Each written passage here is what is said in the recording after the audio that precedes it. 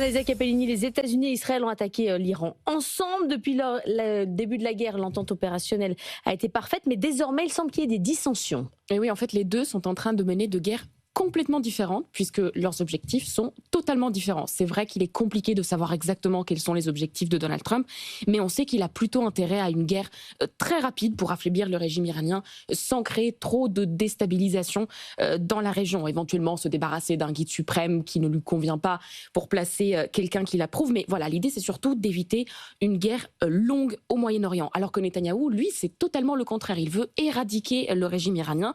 C'est ce qu'il voulait déjà pendant la guerre des 12 jours avant que Donald Trump ne sonne la fin de ce conflit. Donc là, c'est l'occasion. En fait, Netanyahou considère que l'Iran est une menace existentielle pour Israël. Et pour lui, c'est un projet politique. Ça fait 40 ans qu'il rêve d'anéantir cette menace-là.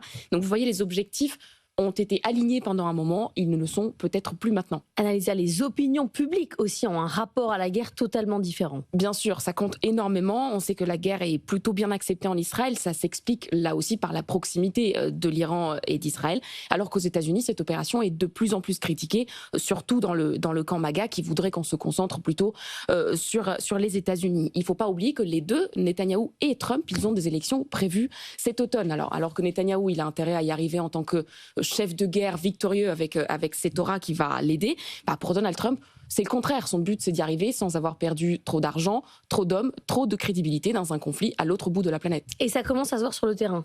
Bien sûr, l'exemple parfait, c'est ce qui s'est passé dimanche quand les Israéliens ont frappé les dépôts de carburant à Téhéran. Selon Axios, ça a surpris les Américains. Le président Donald Trump n'a pas du tout approuvé la stratégie israélienne qui frappe la population civile, qui pourrait ressouder donc le régime et surtout qui pourrait créer une escalade très dangereuse. Donc vous voyez, même sur le terrain, on a des petites frictions qui commencent à apparaître. Frictions qui se voient autour des enjeux sur l'île de Karg. Oui, c'est une petite île, ça représente un quart de la surface de Paris. Elle se trouve au nord du golfe Persique et c'est la cible la plus sensible de l'Iran en ce moment parce que c'est là en fait que l'Iran charge la plupart de son pétrole. On estime que 9 barils sur 10 sont chargés sur cette île. Pourquoi ?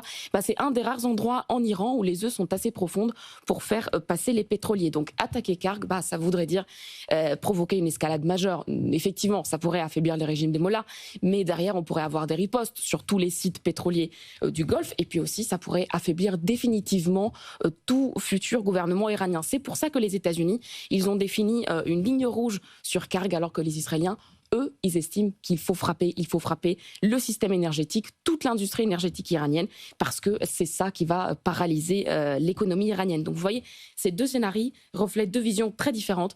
Qui va l'emporter au sujet de Karg? Qui va imposer sa vision sur le conflit? On voit en tout cas là une petite fracture qui naît dans cette alliance autrefois si solide. Le monde qui bouge, c'est à retrouver en replay, un podcast sur l'application BFM Business.